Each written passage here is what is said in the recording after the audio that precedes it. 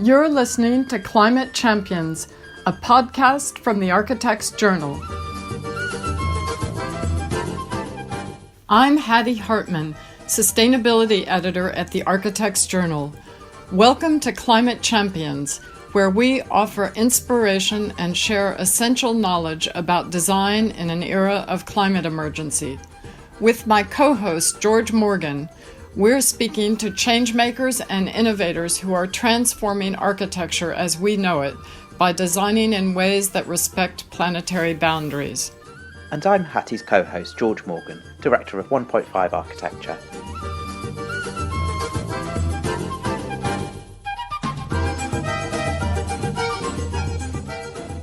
I think the challenge of sustainability is one of the most interesting and creative aspects of what we do in architecture, and I can't really understand why architects aren't pushing harder on what it could herald in terms of architecture. I think it's fantastically creative if you take it on board rather than try and ignore it or avoid it.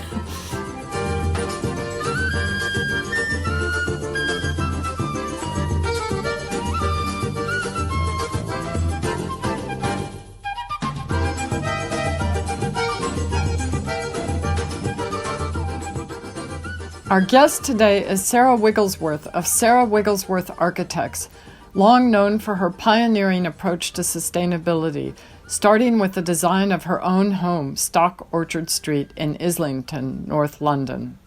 Completed 20 years ago, Sarah's home office has recently undergone a major retrofit, which cut carbon emissions by 62% and halved the building's infiltration rate. In this conversation, Sarah describes her first deep dive into passive house modeling, the building performance analysis which helped set the priorities for the retrofit, and how our understanding of sustainability has evolved over the last 2 decades. Our second guest today is Ben Yates, one of the coordinators of the Architects Climate Action Network's education group. ACAN Education has been incredibly active the last few months, and Ben describes the group's current work streams and what's coming up in 2021. Sarah, I'm going to assume that many of our listeners are familiar with your work, but for anyone who is not, I would refer them to your excellent book, Around and About Stock Orchard Street, one of my all-time favorites, which among other things has a wonderful photo of you in the Cotswolds, standing amidst the hay bales that eventually became part of your house. Or, for a quick overview, see my AJ article, Is This the Most Influential House of a Generation?, when I revisited the house exactly 5 years ago. You mentioned then that it was time for a retrofit, and now you've done it, completing in late 2020. Can you describe your process and how you set the priorities for the retrofit? Yes. Well, we'd been living in Stock Orchard Street for about 15 years, and we were thinking that it needed a bit of a facelift, really. You know, it needed painting and all that stuff. And the roof had started to leak a little bit, and we weren't sure why. So we began to sort of formulate a plan for how we might go about, improving it. And because green stuff has moved on so much since we designed it in the mid to late 90s, we thought it was a real opportunity to sort of do a bit of forensic investigation into how it was actually performing. What had happened in the green movement, I guess, is that, software has massively improved, products are much more widely available, and I think we know about building physics much more now than we did at that point. So that seemed a real opportunity to really get to grips with the building physics, whilst trying to preserve the things that we really enjoyed about the building. And it was that enjoyment that led to the second bit of the project, because following the work that I led in researching designing for later life at Sheffield when I was professor there, got very interested in how we can make age-friendly environments. And Jeremy and I are in our very early 60s at the moment, and we were sort of coming up to that at the point when we were thinking about this project. And we thought, well, if we going to do a retrofit, why don't we think about how to make the building more age-friendly as well? So we thought it was an opportunity to sort of roll these two studies together. So there was a sort of 20 plus and thinking about also 20 years forward, 60 plus in a way. So what we did was we decided to spend a couple of years investigating the building physics, and we appointed a firm of environmental consultants called Inhabit. And they did a series of tests on the building, monitoring what was going on. So they did air tightness tests. They made thermal imaging. They measured the U values in the walls to compare with what we were aiming at when we first designed it. They analysed all our energy bills going back over sort of 10 years. And they built a passive house model to monitor the recorded energy use with the predictive energy use. And it's clear, isn't it, that if you wanted to design a passive house building, you certainly wouldn't start from ours. For a kick-off, we got cold bridging, really, across the building through the fact that it's all made out of steel. At the time we were building it, we were thinking about Walter Siegel's style of breathing walls and stuff like that, and we didn't really pay much attention to things like air tightness. They just really weren't that much on the agenda. So it was really trying to work out what could we do with the existing structure to try and improve it as best we could, but using the passive house model to, in a sense, try and close the performance gap, which was, I would say, a problem. And we have made various improvements over the years, like putting in solar shading on the southwest facade and planting trees to shade it in the summer, things like that. But it's clear that we could do a lot better. And after all, I mean, you've got to bear in mind that we designed it to the 1996 building regulations or something. So it is quite sort of historic in a way. And I think it's been really interesting to work on a project which is not very old, but still you're retrofitting it. You know, it's not a Victorian or 19th century building or even a historic building. It's very modern, and that's its own challenge. So essentially following the data that Inhabit garnered, we drew up a list of things that we could do and did a cost-benefit analysis so that, for example, we had a polycarbonate roof over the entire entrance lobby, and they established that was leaking like a sieve, and that if we replaced that roof with something solid with some roof lights in and all air tightness taped and so forth, we would save 10% of what we lost through air infiltration. So that was a no-brainer, you know. So we did this list and we came up with a number of things that we could do. We replaced some windows. We re-insulated under the building where we were getting some heat transference through the steel beams.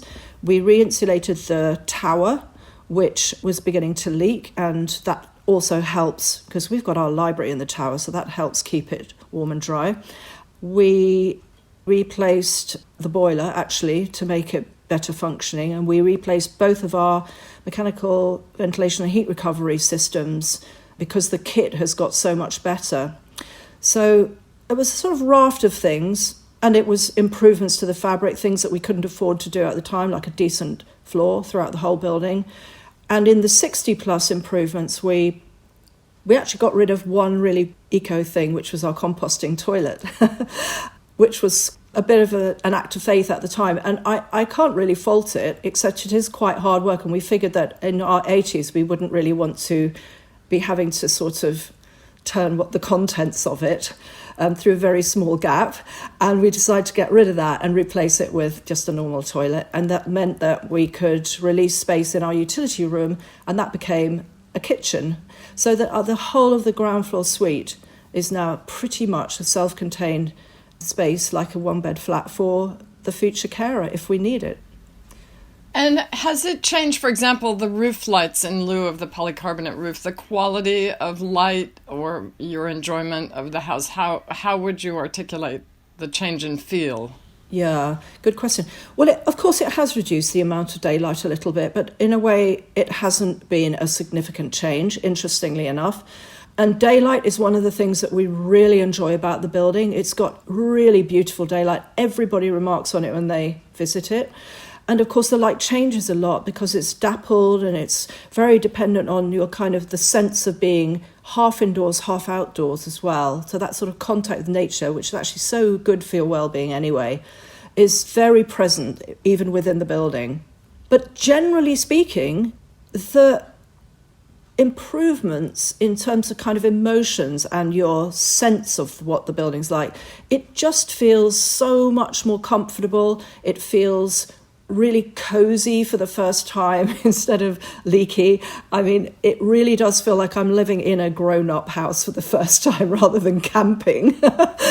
I mean, I was brought up in a Victorian house, of course, with drafty windows and all of the rest of it. So in a way, one's used to it. But I must say the difference is quite remarkable. And when Inhabit came back to do some monitoring of the finished building, I mean, we'd halved the amount of uncontrolled infiltration, and we had reduced our carbon emissions by 62%, which is quite remarkable, really. I mean, we spent quite a lot of time, taping up all sorts of bits and pretty much pulling the whole building apart and putting it back together in its sort of major areas. But at the same time, it has made a really appreciable difference. So I'm very pleased with it. And I'm very pleased to know that in future, I can stay put here and know that I will be able to live safe and secure into my fourth age. Has this way of designing with this evidence base of data rather than more intuitively, what's your take on that? Is that something you will now take forward into your future work?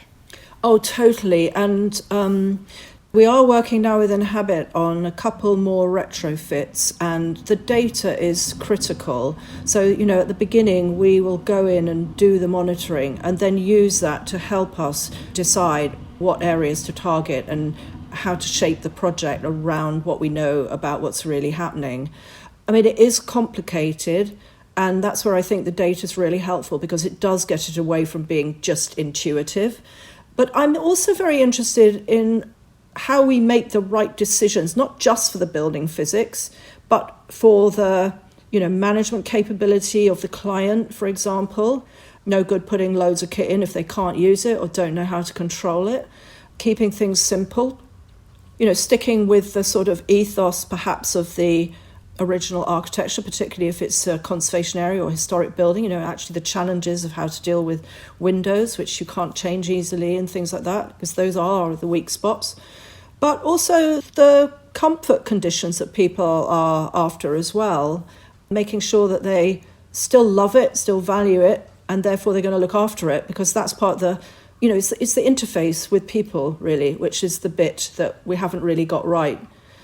Too many buildings sort of chase the technology and they don't figure in the interface with people, the people who've got to manage and use it and can understand the controls and things like that. Because, I mean, in a way, I think of buildings as being a bit like a piece of clothing. It's the next layer past your body, which is the buffer between you and the environment outside, isn't it? And, just like you take off a jumper or you put on a cardigan or whatever, you can control those things on your person. But you also can do that with the building as well. And I think buildings which have very high levels of sort of technology can be very disempowering for people, actually. And we need to think about that more carefully. And we've found in schools, for example, that typically you've got a caretaker who might be, a gardener, or they've come from another discipline, but then they're certainly not building physicists. And if you present them with a building management system, they typically can't use it, and it's not easy for them. And so it falls into disrepair, and then everything stops working, and people get very disillusioned with the capabilities of something like green buildings. And before you know where you're hiding to nothing. So I do think it has to inflect towards the management capabilities and daily rituals of the people using the buildings as well. So what's your take on Passive House after this experience? I believe this was your first run-through with Passive House planning package. I think the modelling is incredibly useful because I think it does really help us to understand how buildings really work physically and to try and close the performance gap. But sometimes I find passive house buildings, I mean, if you really follow the logic of the physics, I think you can end up with buildings that can be a bit soulless.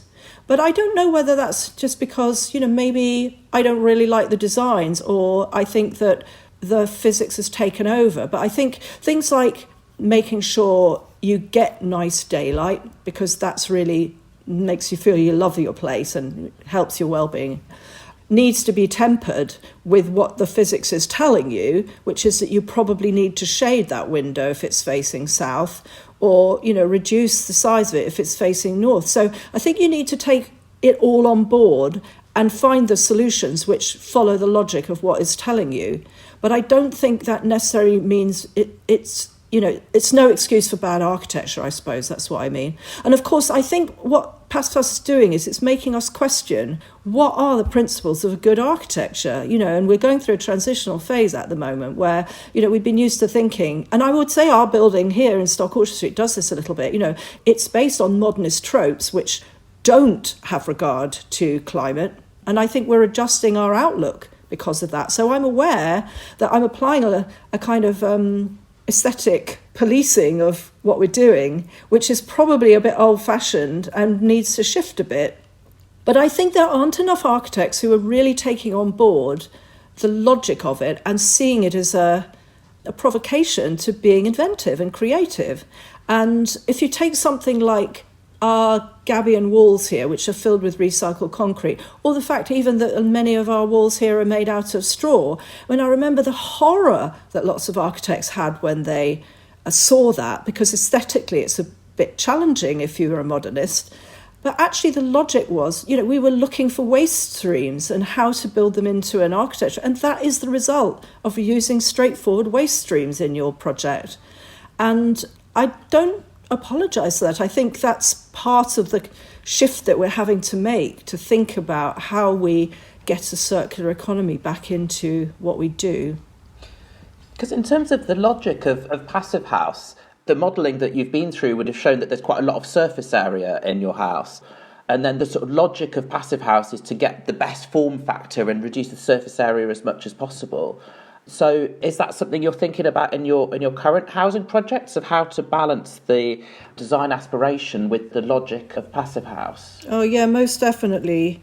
So in the housing scheme we're designing in South Yorkshire, we were trying to do that by making the buildings in rows of houses, minimum sort of 10, so that we were trying to reduce the volume to surface ratio of the buildings, whereas a typical developer might come along and maybe make individual houses or semi-Ds or something like that, where there's much more surface area around it. So that was the logic. Obviously, in our building here, if we wanted to design Passivhaus, we wouldn't have started from here. All that surface area is a nightmare, so it couldn't possibly have achieved the full thing. But in the retrofits, I think some of the issues are similar, which is, we're working in some early Victorian, sort of almost on the cusp of Georgian buildings in Islington. And there the issues are that it's a conservation area. The windows rattle around and are incredibly leaky, but they're the weak spot in many ways. And the planning department will have trouble getting their head around what do we do about putting double glazing in, or should we put secondary glazing in? It will change the appearance of what's visible on the outside. And that's a difficult question for them because, what takes precedence? Are climate change commitments or the conservation area appearance, It's a very tricky one. And I think they haven't really come to the point where they've understood that perhaps if we are going to keep to these commitments, we're going to have to change the appearance of these buildings. Not to say it can't be done subtly, and most people probably wouldn't see much difference, but it is a change, and if you want to preserve heritage, that's an issue.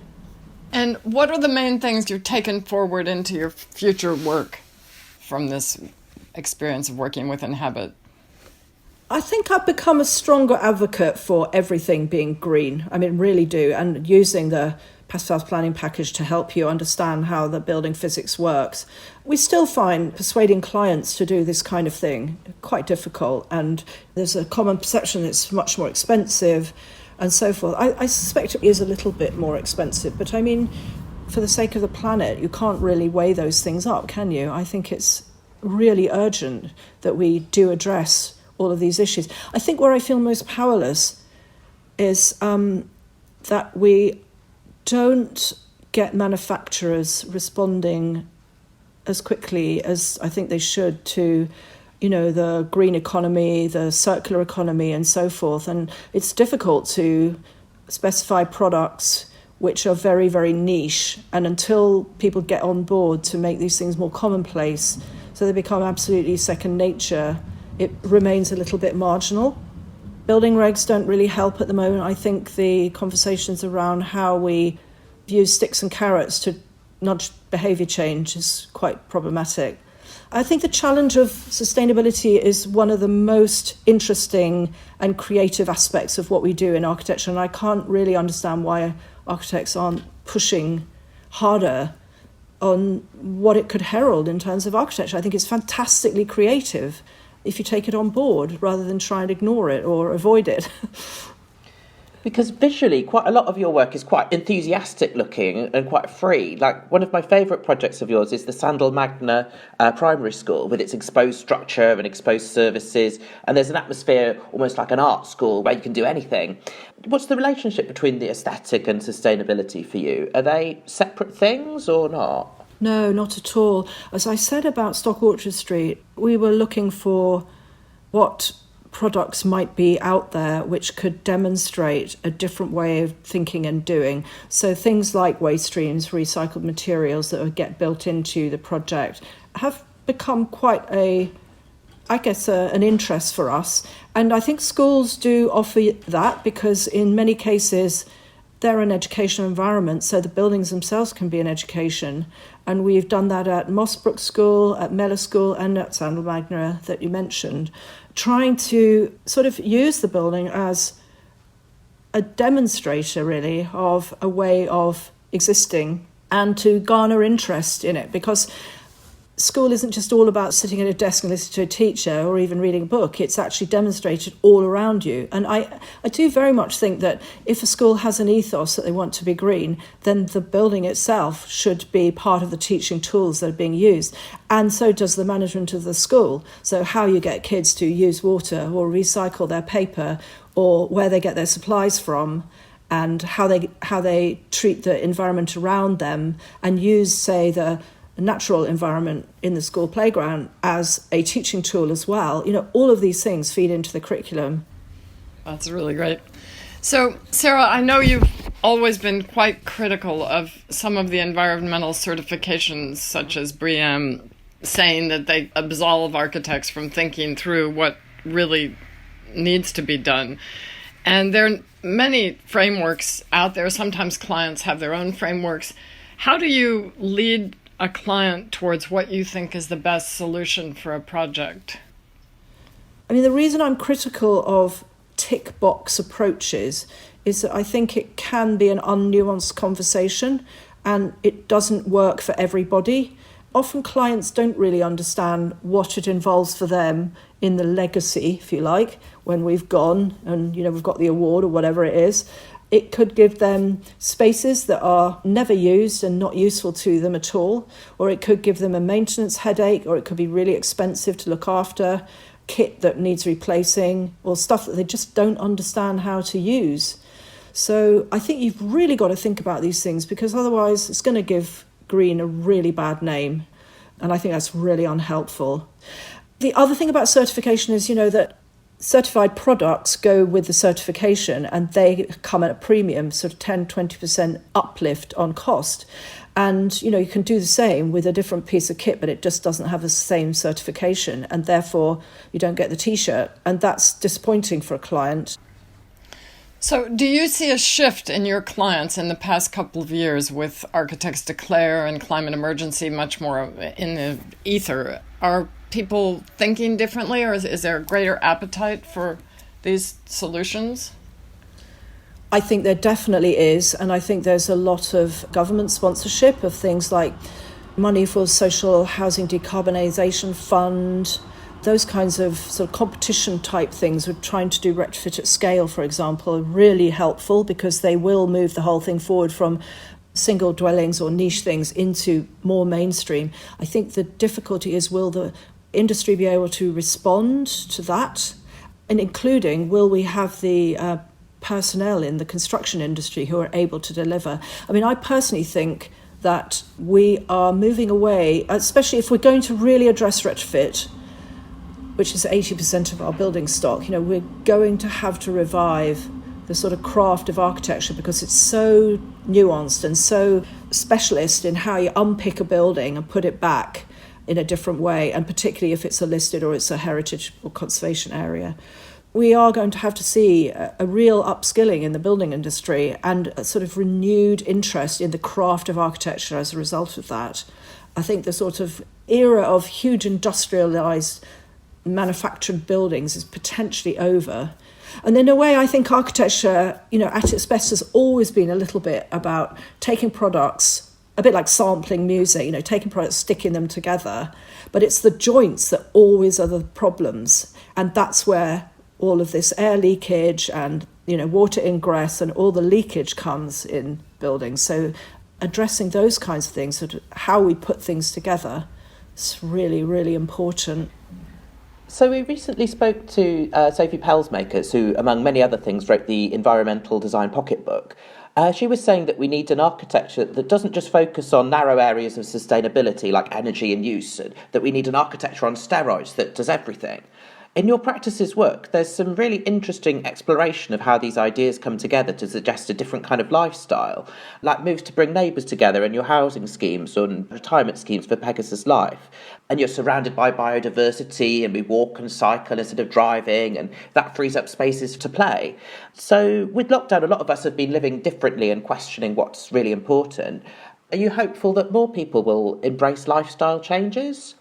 Of course I am. And I personally feel that it has been a bit of a wake-up call during COVID, and I'm really pleased to see that. I think what's disappointing is, since people relaxed a little bit, or maybe they didn't relax a bit because this is the cause, they've got back into their cars, and, air pollution has gone up again, traffic levels have gone up again, and I look around me and I see a really, really car-dominated world, and I do think that's a bit of a shame, because, a car is a sort of isolating unit, isn't it, when we really have found we appreciate a lot as coming together, and it's possible to do that without having to get in a little box.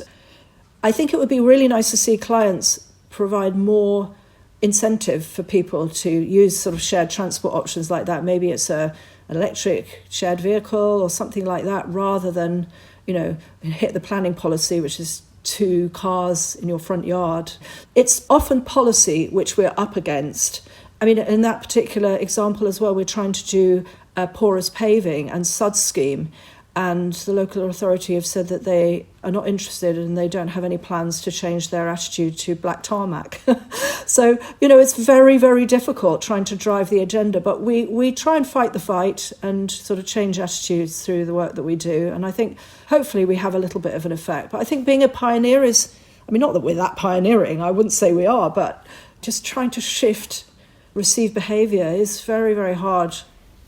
Anna-Lee Ritchie's talked quite a bit about this in the context of the Velo City scheme, really looking at how to tie up rail stations that are actually very close, like this thing of, having to drive 3 kilometers to get a pint of milk, and how you can maybe start to shift. It's not an overnight thing. It's not even a 3 to 5 year thing, but it is a generational thing to shift, and rethink, so you're not in your car every single time you need to get something. Yes. We've been working a bit over the last few years at Ebbsfleet Healthy Garden City, where, we've been helping them write their neighbourhood planning principles to help nudge developers into thinking a new way about how to make the environment there. Because with the tag a healthy garden city, it has various connotations that are both aesthetic but also lifestyle choices. And there we're trying to nudge behaviour away from the 2 to 3 car per dwelling type of development, which is what's in planning policy at the moment, away from that, and provide alternatives which are going to help people make the right healthy choices for their lifestyle. But it's very difficult when the infrastructure going in is basically big roads and new dual carriageways and, huge car parks and stuff like that. So it's a tough battle, I think. That is where we need to make the change, at that level as well as at the building level. So one last question. You've touched on it a little bit, but do you have any further observations on sustainable design 20 years ago when you first built your house to where things have moved to today? Well, I suppose the biggest change is it's now on people's radars. It needs to get into legislation more heavily, but there's a lot of people like sort of Letty and things are, trying to push the agenda much more widespreadly. So that's really, really good. And I think the younger generation is a groundswell of movement now, which is making it very hard to ignore. I think the software available and things like the Passive House Planning Package, they are making it much more easy to bridge the performance gap, and it's a really useful tool. I think the question is really perhaps what designers do with that information and to really understand it and take it on board and still create really beautiful architecture. Personally, that's always been a fantastic challenge, and it would be lovely to see more architects really take it on board very, very seriously so that all of this stuff becomes far more mainstream and just part of the conversation. So we don't really have to think about it anymore. It's just natural, it just becomes part of everyday worlds that we're operating in. That would be lovely to see. Thank you very much, Sarah. I think that's a great place to stop. Thank you. Thank you.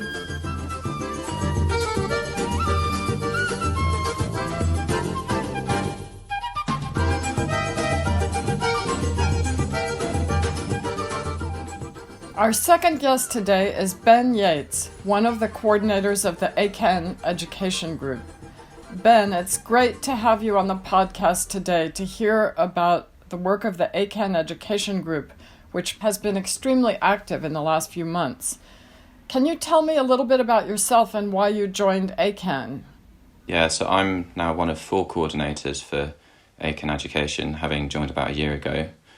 I graduated my Part 2 in 2019, and I realised that I'd finished 5 years of architectural education completely unaware of the urgency of our situation in the climate emergency, and that I was woefully unequipped to handle it, so I wanted to make sure that nobody else fell through the net, so to speak. What campaigns do you have underway, and what are your work streams? So at the moment we've got 2 campaigns. There's the Climate Curriculum campaign, aiming to improve levels of climate literacy in schools of architecture, and Students Can, which supports students in setting up action groups at their respective universities.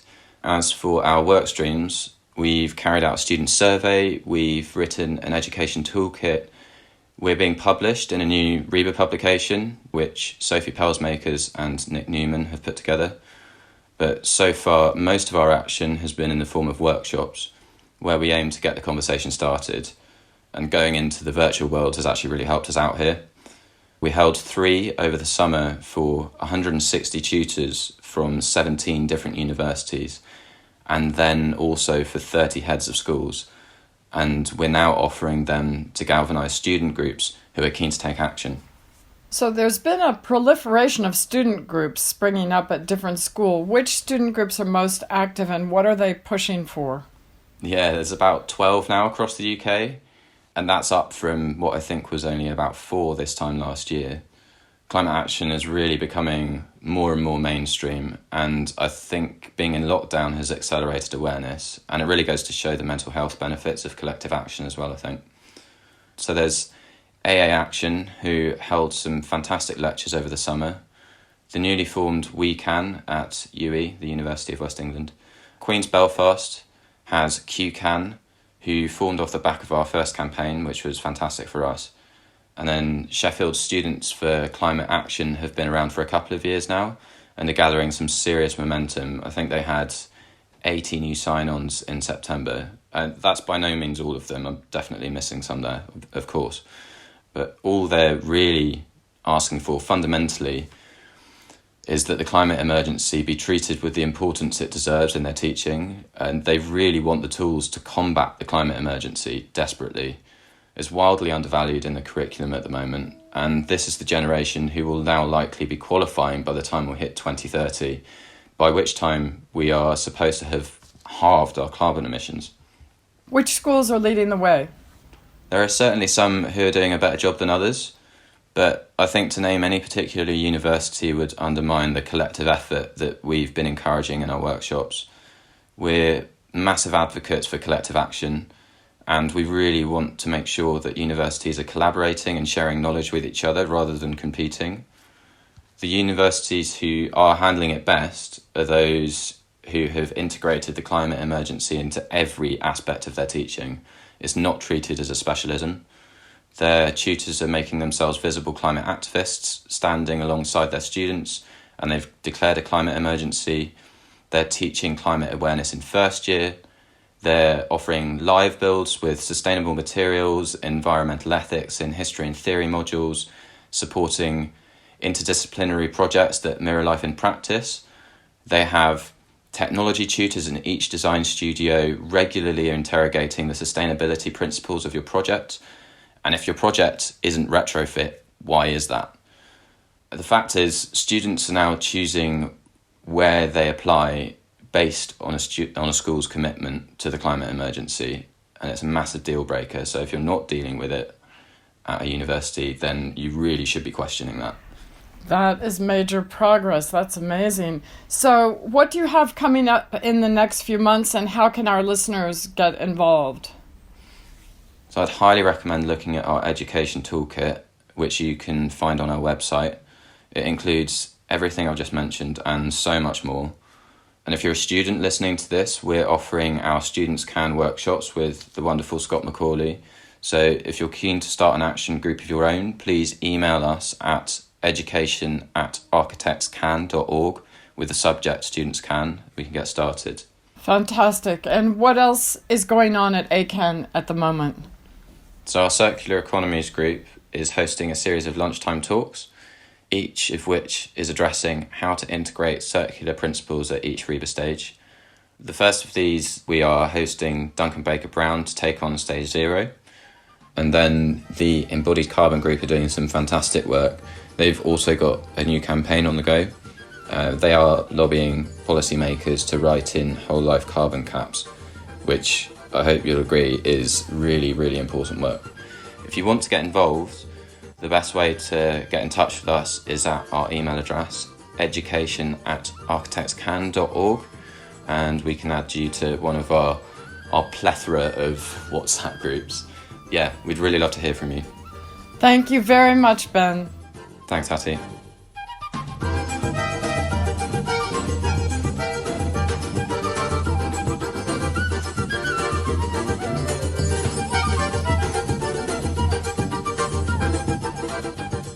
In our next episode, the last in Series 1 of Climate Champions, Berlin-based architect Anna Heringer describes the urgency to find innovative solutions that enable a new architectural language. She explains why earthen architecture, building with mud, offers super sustainability and recyclability and is as relevant in the global north as it is in emerging economies.